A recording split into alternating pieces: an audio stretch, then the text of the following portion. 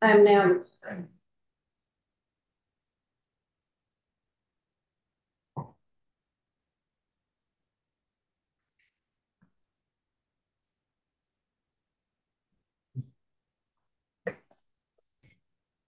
All right, so we're good. Ready. All right. Hey everyone. It is the August 23rd transportation staff meeting. It is 2:02 p.m. and we're going to come at you instead of with twos with one great presentation today. We have Jennifer Stafford. One could argue is the most important member of the CRTPO staff as she leads one of the most efficient programs we have ever seen in this division. And so she's going to go over the discretionary grants program fall call, go over some necessary changes, and then we'll be monitoring the chat. And if you have any questions, we will answer them either pop up a question, raise your hand, or put it in the chat. So with that, I'll hand this off to the myth, the legend, the one and only Jennifer Stafford. Jennifer Stafford, please take it away. I'm so glad we're recording this. So I love the transportation staff meetings because they can be a little bit more informal. But on a more serious note, so we have $62 million this year to program, which is very exciting. I didn't realize it was going to be quite so much. Many of you have applied for grant funds before, and then I see some new faces that maybe haven't applied since I've started with CRTPO in 2020. And so some of the things have changed. A lot of the questions and the applications I tried to keep consistent, just to keep everybody in the same flow of things. But there are some changes, and this year we have some policy changes. So I wanted to take this opportunity to go over that. So with the agenda, I'm going to open up the website and just skim that with you, just so you don't have to memorize everything, just so you can see that information's out there. And then at any time, if you want to have a one-on-one with me, that's absolutely fine. I want to look at the application information just a little bit, high-level policy revisions, using the required form in 2, that's where you plug in your estimates. Application requirements, sort of a summary overall, a few applicant links, and then we'll do question and answers. I only have, I think, lucky 13 slides, so it's not going to be a long presentation, but I hope it helps, especially the new people, just get an overview on how this process works now. And again, I am here to help you. So for the website, like I said, I am going to actually go on the website, and our websites changing every once in a while. So if you go to the main site and do the drop down discretionary funds program, grant funding, here's our announcement that the fall call is open. And here's where I have the 62 million. 6 million of that is carbon reduction program funds. And I'll talk a little bit more about that later on. In the fall call, we accept applications for new projects, supplemental funds. So if you have a project that's already with CRTPO and you need additional funds, you can apply now for that. If you have a project that's with the state through the SPOT or STI, and you need supplemental funds on that, that's going to be considered a new application. So if you have any questions on that, on something unique, just feel free to email me or give me a call. This is also the time to apply for planning studies. And so that's like feasibilities. There's a fine line, and sometimes it gets confusing on the capital projects. When you're in the planning stage or design stage, that's probably a little different than the planning study. There can be a little tiny overlap there, but it's the line is pretty fine. Most people apply for planning funds for like a feasibility study. And then down, if you scroll down a little bit more, you'll have the pre-submittal forms, one for capital, one for planning projects. These are forms to help me start organizing, knowing that you're going to have a project that comes in. It just helps just helps to keep everybody organized, especially if you have a couple people on your team. I know what project you're talking to and I'm talking about, and I can get everything sorted away. Also in the pre-submittal forms, talks about the pre-submittal meeting. There's available times that you can schedule. Of course, if you can't make any of those times, we'll also go and find another time for you. And then the agendas in there too. And these pre-submittal meetings are required. They're required before the 13th of October. They're informal. NCDOT will be at the table, sometimes FHWA if it's a unique situation, maybe like a carbon reduction fund situation, I might ask FHWA to join us. So these meetings are meant to be very helpful. People have find them helpful. So application material, we broke out. Typically, we just have Form 1. This year, we've got Form 1 and Form 2. So Form 1 is for new projects. Form 2 is for your shortfalls or supplemental funds request. And then you have applications here, and you can just go down through. I'm going to go through these just a little bit more later on. Estimating resources. If you have an activity and you're not sure what phase it falls into when you're doing your estimates, this stuff is helpful here. Again, here's the fall call timeline. So we opened about 10 days ago. You need your pre-submittal meeting by the 13th. Then after your pre-submittal meeting, you go back and you have a little bit longer to finish up your application. So those applications are due on the 31st. And I'm really firm on the time. I haven't received any late ones, but I've received some right up until the last second. I mean, like literally at the 4:59 second, and it gives me a heart attack. And I really, really don't want to say no, but I need to be fair with everybody. So I just want to make sure that's clear that it's a hard deadline. In November, December, the Project Oversight Committee will review the scores and start putting together their recommended list. And then early next year, we'll get into taking the recommended projects to the TCC and the board. If you scroll down a little bit more, you can see them about in the middle. The discretionary funds policy is there. And I think that's sort of what you need for the fall call. So there's a lot of information here. While I have this open, I can show you also we do the awarded projects. So it says 2023, they are technically the fall call from 22 is actually awarded in 23, but you will, so this year will show up in calendar year 24. But here's what we awarded last year. If you're new again and you're trying to think up different projects, feel free to look at this list. It's helpful. So, wow, that was a lot. So again, 6 applications. We have a new one called Air Quality Improvement Projects. Last year, right before the fall call opened, we were advised that we had carbon reduction funds. And we didn't have time to really regroup and get a new application together and figure out a way to rank those projects. This year, the Project Oversight Committee has been working to do all that. So we have its own little application here. If you know you're going to specifically go for carbon reduction funds, something like EV chargers, you'll want to use this.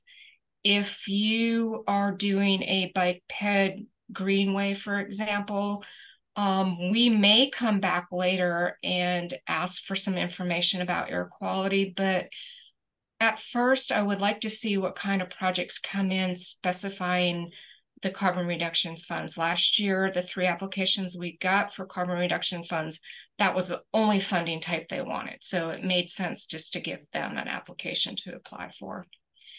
Here's the planning projects application. It's definitely different than the capital projects and then the shortfall. So if you need supplemental funds, you would use that application. The application layouts, all 6 of them start out looking the same. And I will warn you that they're long applications, and I've tried really hard to make them inclusive, and that made them long. So again, at the very beginning of the application, under the cover, is the announcement about pre-submittal meetings, the form, and the agenda. And then after that, each of the applications has the table of contents, and it's sort of a high-level review about the call for projects and just how we get the funding and that type of thing. You can skim through it. It's 4 pages. It's meant to be an easy read. The schedule's in there, so that's nice. And then you get into the application package, and those might be 1 to 10 pages or something like that. I'm not sure. The grant application page, you know, if you've done this before, I didn't change much at the top, maybe just the schedule. Not much change at the top. So you can kind of scroll down to the application package and start with that. Policy revisions. So I had mentioned earlier, the Project Oversight Committee has worked on some revisions to the policy. We've taken the information to the TCC and the board, and next month we'll go for an action to adopt these revisions. So we're kind of going out on a limb, assuming they're going to be adopted. And so the policy is written as though they are adopted, but there's a clause on the front saying that this is waiting for adoption on September 20th. The good news is the adoption will come before the end of the close. As of right now, I don't have any big concerns on any of the changes. So I will go through this. Let's see, I think there's 8 or 9 changes. I'm only showing 6 here. I'll go through a couple more down below, and one is just administrative, so it didn't change the content. One of the biggest new changes we have is adding inflation into the estimates. And this will be done on Form 1 or Form 2, and I'll show you that next in a minute. So this will increase your bottom line by quite a bit. Keep in mind, these are reimbursement agreements. So if a miracle happens and inflation rates come down, but next year we look at it and you've overestimated, you just don't get as much reimbursement as you need back, and those funds stay with CRTPO, and then we just reprogram them. So CRTPO isn't losing any funds. You're not getting a big check that you need to write back or anything like that. You're just asking for reimbursement of whatever your request is. If it's 80% and you're doing a 20% match, something like that. We also are allowing contingency on construction now. And again, this will be added to your Form 1 or 2. It's a 10% contingency. Before we had 0. So we were banking on the fact that you were going to come in with 100% right estimate on construction. So hopefully this will ease some anxiety on that, because that was pretty much impossible to do, I think. We're raising the safety points on highway projects from 10 to 15. So I think you'll find that welcoming. A clarification on the readiness score. This probably leans a little bit more to the highway, but it might clarify a little bit with bike ped. The bike ped scoring criteria is not changing.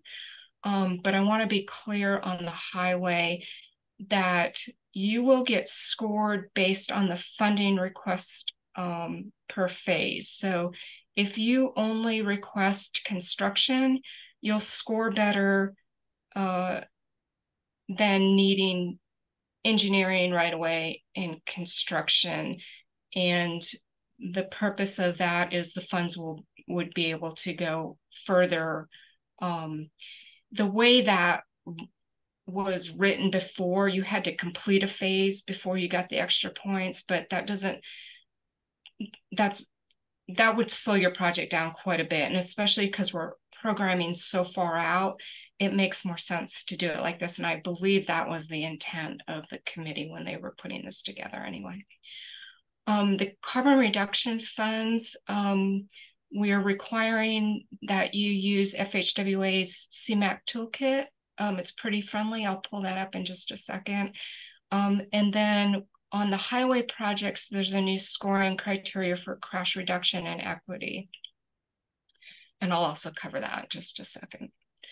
So for you that have applied recently, this form might look a little bit different. For people that haven't applied since before 2020, you had a form like similar to this before 2020, but this is a little bit more automated. So you fill out all the blanks in yellow, and one of the most important things you do is on the current project phase, you use this drop down to say where you are. If you're just in the planning phase, then you would click that, and then your contingency would be applied correctly in the box below. If you're in construction, then it will add on a 10% contingency. I don't have all the contingencies memorized. I think right away is probably like 30% or something like that. So, but whatever, the form will calculate it for you. Likewise, on the desired fiscal year, there are drop downs, and you pick the fiscal year that you hope. Go ahead and put your wish list in there. If you want PE for FY25, go ahead and select that. And then the inflation amount will automatically be calculated for you. In my notes above, you can skim through this. Note number 4, your match amount should be at least 20% and in increments of 5s or 5ths. So when you see your awarded project in the STIP, it might be rounded to the thousands, but when you see it in the municipal agreement, it might be to the exact dollar. So I just want to point that out because it's created a little bit of confusion in the past, more on NCDOT's side, not that they're confused, but you don't get a clean 80-20 split after something's been rounded, right? So then you end up with, 19% or something like that. So we're trying to clean that up. The majority of the funds will be available in FY 27, 28, but we try to get you going as soon as possible. So go ahead and put your wish list down and we'll do the best we can. If you are applying for construction only, NCDOT is going to require this year that you put at least 10,000 in there for PE, and that is just for staff time to review. Points wise for your application, if you're only applying for construction but you have something in there for PE, of course you'll get all your points for construction. And something I've been working with members, mainly last year, you can add up to 10% administrative cost for NCDOT's fees. So those are reimbursable fees, and they can add up quickly. So that's something we can talk about in the pre-submittal meeting. The larger your project is, probably the lower percentage of fee will be there. If you have a small project, say it's $500,000, you'll probably need the full 10%. But if you have a $5 million project, the odds of hopefully NCDOT needing $500,000 to review plans isn't there. And here's Form 2. This is new this year. Last year it broke out. Actually, we tried to use both on Form 1, shortfalls and new projects, and I think it's just easier to do this. Put your TIP or STIP ID up there, again, what phase you're in, and you will be allowed to have contingencies and inflation on your new estimate. And we haven't quite done it like that in the past. Pretty much most of last year, but before that, we weren't. But the project oversight committee agreed that having contingency and inflation on a new estimate is very important. So these are those forms. And let me just quickly.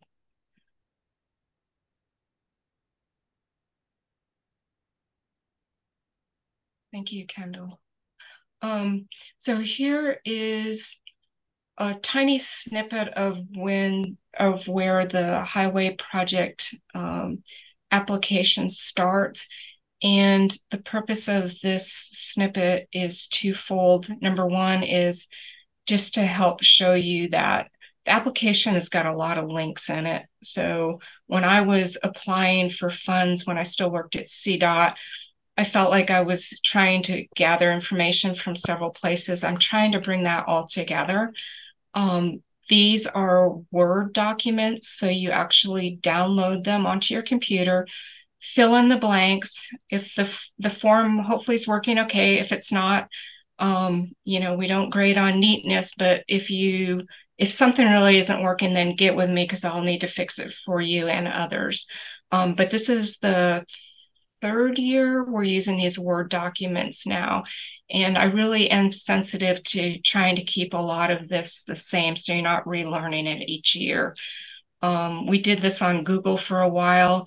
While Google is nice, the downside on that is you had to sit and enter all the information in one sitting.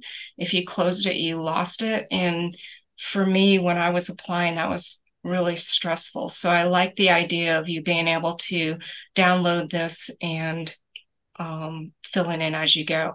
I've also tried to take any redundancy out. Some of the old applications asked like how much you are applying for construction, and then on form 1 you were supposed to match it, and if you had a last minute change, like it got confusing. So we look at form 1 really close for your programming, your dollar amount, your match, all of that. Hey, Jennifer, there's a question in the chat. I apologize for interrupting, and I'm not sure whether now is the appropriate time to ask it. But since I've interrupted you, I will. Brian Horton asks, will CRTPO advise project sponsors on which application or applications to complete if eligible for multiple funding programs like both CRP and STBGDA? Should multiple applications be completed for the same projects? No, we're way friendlier than that. I'm not going to make you do it twice. That's a great question. And thank you for reading that, Theo, because honestly, I couldn't read it fast enough. If,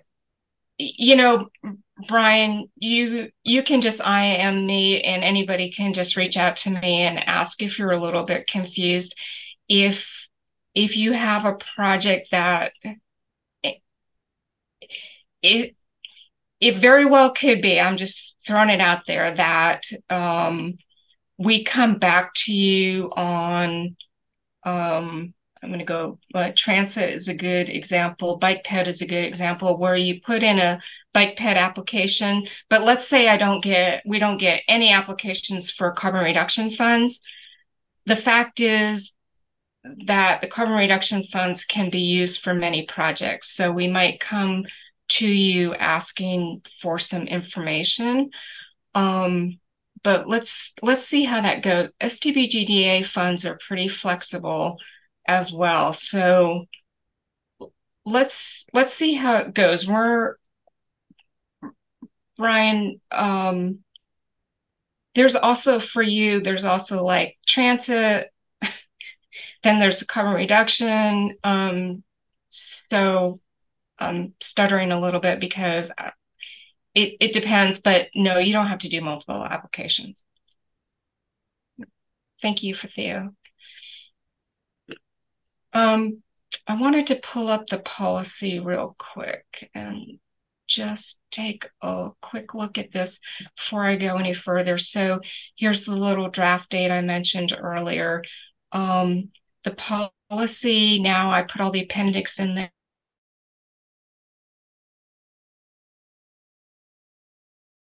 An easy read. Let's skip down to the appendix. I just wanted to show you this. Here's the funding timeline. It should be very similar to what's online, sort of a generic, and this is when the shortfall calls. So in the springtime, we allow for applications for shortfall projects.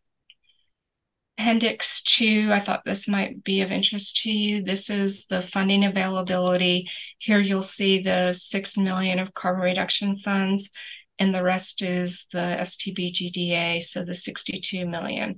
There are not any CMAQ funds available this year, only because we've programmed them all. We certainly get them, but we've programmed them out into the future. And likewise for TAP, we're programmed those out. Now, if we get any projects that close or complete and there's funding left over, they'll go back in the pot and we'll see that those funds eventually. Appendix 3, I am going to leave this open and continue with my, nope, I'm going to go with this right now. So here is the highway scoring criteria, and this is the application that's probably changed the most. I will say both bike ped, I think transit, highway have this critical opportunity, and we get a lot of interesting applications on this. So what the intent is for critical opportunity is if there's a roadway about to be built and say you want to do a pedestrian tunnel underneath, and NCDOT is, in the right-of-way stage or something like that, and you want to get in there with a tunnel underneath, that would be a critical opportunity. So it's sort of a sense of urgency to get the project done. And really, I've seen some pretty creative answers to get those 5 points. But you should say why you think it's critical. But not everybody will get that 5 points. There's the readiness underneath there, and you can see the score. The safety, again, I said it had increased to 15 points. There it is. And here's the crash reduction factors and equity. Here's your new 10 points. So in the past, the total points available for highway was 85. We're now at 100 points. And so some of these safety, congestion, really, you can't really change. You're looking at location, so you're going to get what you're going to get for score. Equity is a little bit like that too. It's a location. And I'll pull up a map in just a second. And then crash reduction, you can be a little proactive here. So it just talks about the methodology. I'm going to skip down here and go to, it's North Carolina's Transportation Disadvantage Index is this part right here. So the higher the TDI index, the more points you'll get. And let me just show you. This is just a simple map. You can still see my screen, right? Somebody say yes? Okay. So this is just a map, and you can zoom in and sort of maybe help identify which projects you want to go for. So here's all the information over here. And oops, I keep getting this census.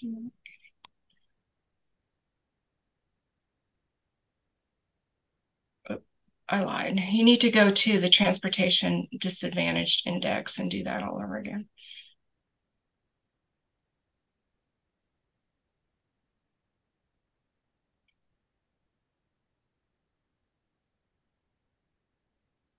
So this is what we're looking at, and CRTPO will help score this, but just if you want to look to see how you might score, just use that link in there. And then the other oops, I think I lost it.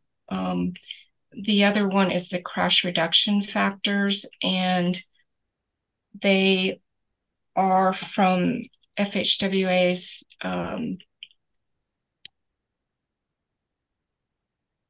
these are items you can put into your design to get points. So you can be more proactive in crash reduction. And of course, the higher you get points here, the better you'll score. So you can have up to 6 points here. And just look at this, and we will help you with all of this. But know that this is something that you can control, and you'll need to list it in your application, like what types of elements are you putting in your design to get to those points that you're claiming. So that is that. I'm almost done. Policy Appendix 5 is more about the carbon reduction or CMAQ projects. We don't have any CMAQ funds this year, so I'm looking more at the carbon reduction projects. You will need to go to FHWA's CMAQ toolkit. Again, these links are all in the application. It'll ask you a few questions, and then it will give us some outputs. These outputs will be used for ranking your project. So if we get $10 million worth of requests for CRP funds, we will use this ranking to help determine which projects might move forward. And again, this will go through the project oversight committee and then the short list, and I'll help present that to the TCC and the board. Almost done. 2 more slides. The bike ped workbook. This is a tool. Again, the link can be found in the application or on our website. It is not something that you hand in. It's meant to just help you identify which projects would score the highest. So I keep going on the other side. When I was with CDOT, I had, well, CDOT's got like 500 unfunded projects, and I'm not being sarcastic. It's probably more than that. So I was like, well, I'm not sure, I was like manually trying to calculate it. And what this workbook does, it has drop downs. So you can't quite see here. I wasn't able to snip it with a drop down, but the drop downs reflect the active transportation scoring guide. It's all color coded, and you can just use this to come up with your total points. And then down below, you can put up to 5 projects in here and sort of compare them. So it's just a tool for you to use. You don't have to turn it in. It's totally optional, but I think it's helpful. And then finally, just some high-level application requirements. Pre-submittal meeting before the deadline of October 13th. Estimates need to be done by an engineer or architect, prepared within 6 months. You need to submit Form 1 or 2, depending if it's a new project or supplemental. Minimum match is 20%. So maximum funding request for highway, this was one of the revisions this year. We're doing 25% of the total amount available per mode. So highway mode, don't make me do that math in my head. I can't remember now. 50 something million is available. So your highest project can be 12.4 million. Non-highway is 3.1 million. And starting this year, not legacy, because I don't want anybody to panic, not the legacy projects, but this year, shortfalls cannot exceed the original application amount or $3 million. A lot of what is creating shortfalls on the older projects, some of them are just really old and they need to get going, finished. But it's usually an inflation issue. So having inflation this year should really bring down future shortfalls, also having the 10% contingency in their construction as well. That was a lot of information for you new folks.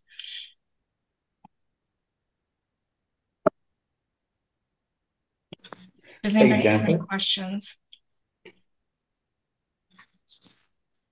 Does anyone have any questions for Jennifer, or they can put it in the chat if they don't want to say it out loud? Or you can email me too. Well, if I can ask questions, and I've got like 4 of them, but they're real short. Okay. So question number 1, we're going to make 6 shortfall applications. So I just got updated estimates from DOT.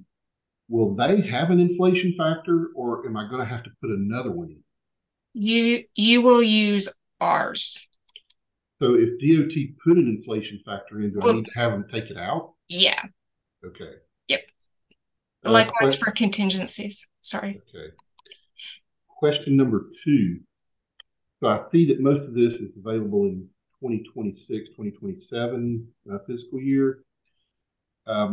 All 6 of ours we're asking for construction, which we will probably be billed in 25 or 26 from DOT. Can we use something similar to the carry model where the town pays DOT and we get reimbursed in 27 or whenever the money's available? We will work with you the best we can. So as you might think about your own checkbook, I mean, funds are always flowing, and with NCDOT, if they have a project that's getting delayed, we will do our best to accommodate you, especially with the shortfalls, especially if it's ready to go for construction. Okay. Let's see. Can't read my own writing.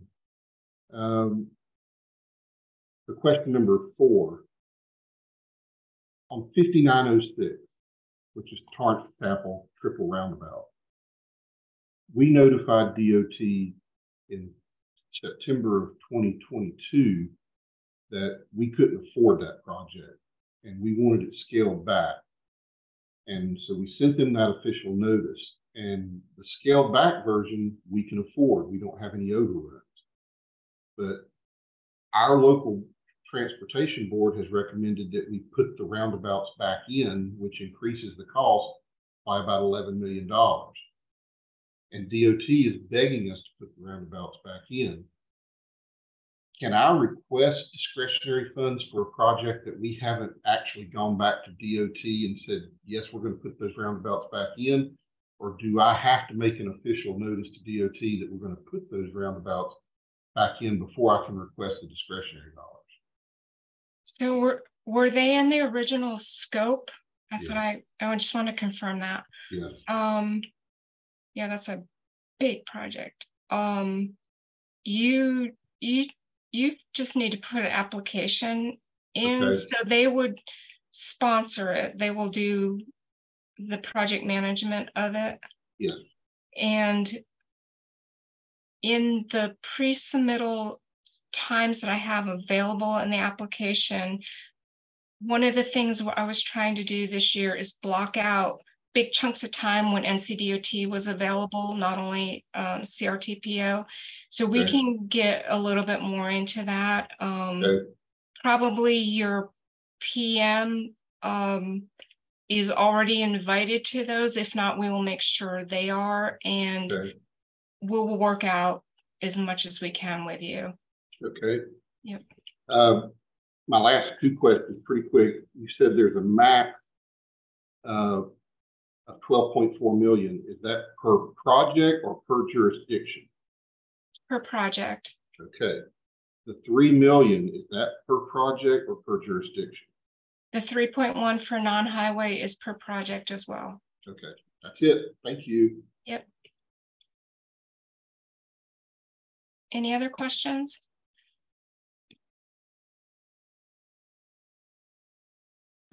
I have a question here from, oh, sorry. Go ahead, Cammie. Just a quick clarification. So that that max amount, that is the maximum grant request amount, correct? That does not include the local match? That's right. Okay. That's the request amount. Yeah. Your project could be 50 million. Okay. Or 30 million, 29 million. Yep. Bob has a question. Jennifer, I was wondering about the federal aid system, and primarily because I got an email the other day. Someone was asking me about the ability to use funds, our discretionary funds, for a project. I looked up the roadway. It is not part of the federal aid system, so it's ineligible for our discretionary program. That's clearly mentioned in your information, right? That a project has to be on the federal aid system, a roadway project at least. So it's a really good question. We have been doing these funding swaps.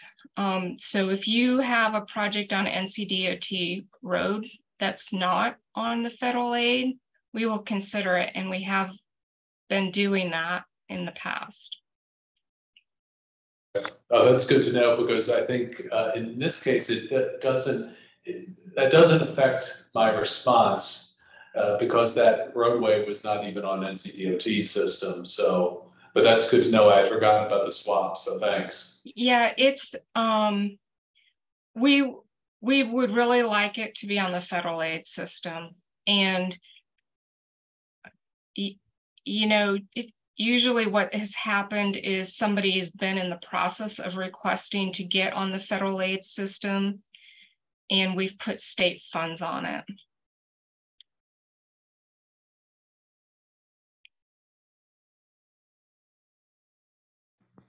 Any additional questions?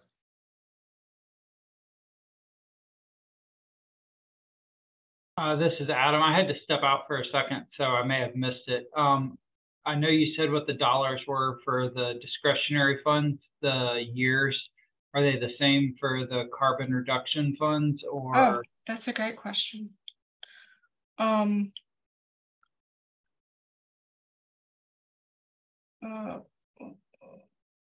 Let's see, I have that right here in appendix 2. So it's 6 million. So there's a little bit in FY24. And then 25 is 2.6. 2.6 again, or 2.7 really, in 26. Again, you know, by the time you apply, it goes through CRTPO board for approval, then goes to NCDOT's Board of Transportation for approval. You're pretty much into the summer. The odds of, unless you're coming for a shortfall or you're really geared up for buying a purchase like a EV charger or something like that, I'm not sure you could really get it done in FY24, but we try. FY25 is more likely. And you can see while I have this open, there's not a whole lot of money in FY25, but NCDOT will really, the STIP unit is great. They'll really work hard on accommodating us, especially with the shortfalls. Let's see how it goes. Thank you. Bob has one more question. Yeah, Jennifer, sorry, I jotted down another one earlier and I forgot about it, but I think it might be kind of what Brian Horton was getting at earlier. And it has to do with, you showed that one slide where we had transit projects and different and other project types, highway, et cetera. And also you mentioned the air quality projects. Yeah, that's the one. So in my view, say new buses, for example, would be a great carbon reduction program or a great air quality project. Where would they would apply just for a project, and we would try to plug it in, right? Yeah, so when the policy was rewritten or written in 2019, we tried to get away with, you know, applying for specific funds. Just apply for projects and we will help you do that.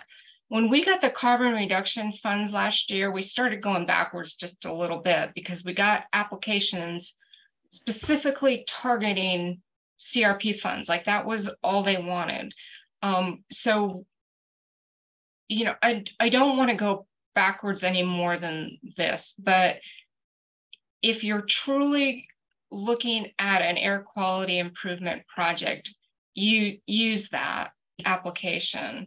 If it's something that, like a greenway that is probably best under bike ped, then use that bike ped one. And so again, if we have less applications for carbon reduction, we have some extra funds left over, we will come back out and look at bike ped or greenway or something like that, asking for a little information so we can do the CMAQ toolkit and start ranking. So last year we had, a bus charging system that probably could save a lot in emissions, and versus maybe a smaller project that doesn't. We don't want to just lump those all in there at the same. We really want to make a difference with the CRP funds. Yeah, no, that's good to hear. I really want to be able to demonstrate that with the dollars that we've allocated to that program, we have maximized the mission's benefits to the greatest extent possible. So thanks. Yep, agree. So Jennifer, this is Loretta. I had a question. On the fall call, does a new project take precedence over a shortfall project since you just did a shortfall call, or does a shortfall call still take precedence, or does it matter? That's sort of up to the POC. Typically, the shortfalls do pretty well. Not always. We've had some requests where we've denied them if they're really, really large.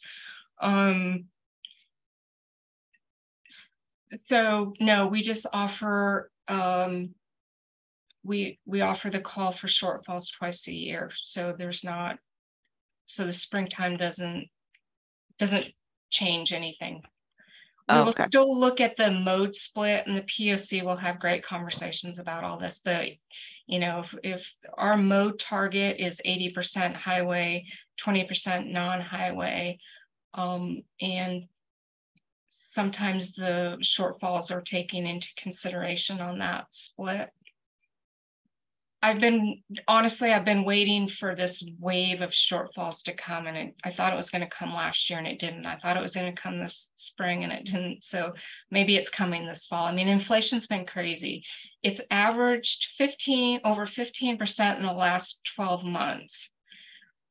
People are really feeling it. I mean, we're feeling it at the grocery store, but the construction inflation amount is really high.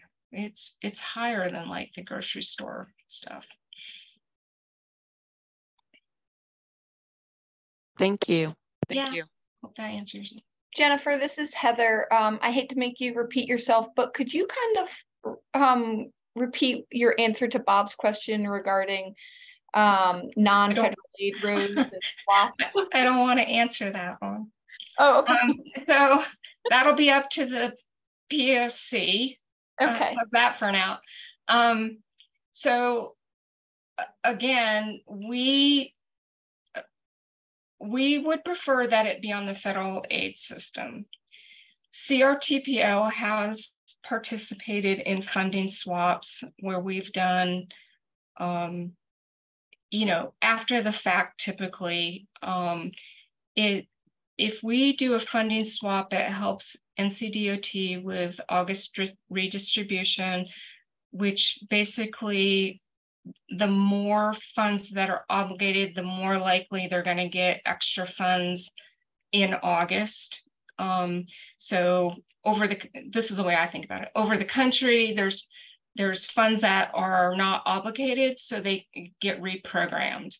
And so there have been times where we've moved state funds onto projects and put federal funds onto NCDOT's projects because they can get them authorized a little bit faster.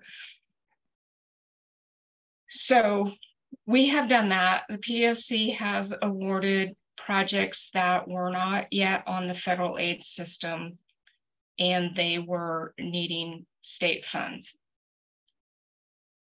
I don't have a real good, it's going to go to the PSC and it will be real clear which ones are on the federal aid and which ones are state. Gotcha. Thanks. Mm-hmm.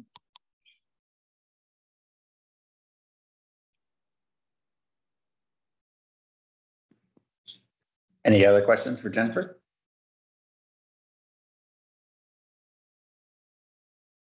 I just have a statement. I will say Jennifer did an outstanding job today. Thank you very much.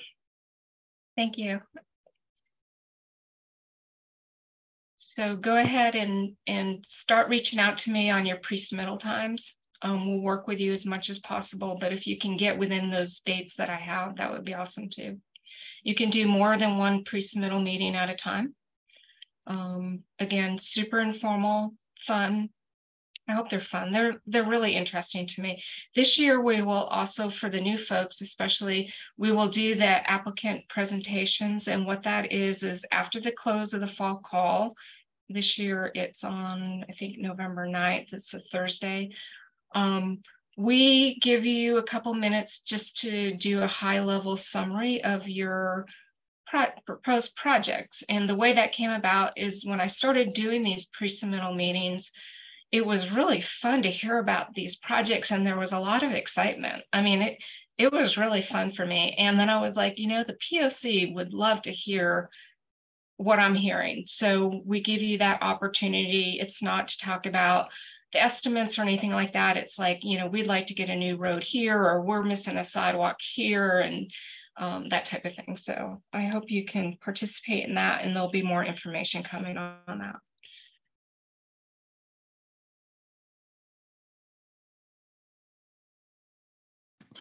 Thank you very much, Jennifer. Thank you everyone for coming for transportation staff meeting today. Again, there's Jennifer's contact information, so please reach out to her if you have any questions. This was the only item we had on the transportation staff meeting agenda for today. So does anyone else have any other items they would like to discuss? Hearing nothing but crickets, thank you all for joining us, and we look forward to seeing the great projects everyone has to submit. Thank you very much, and we'll see everyone back here, same bat time, same bat channel. Thank you.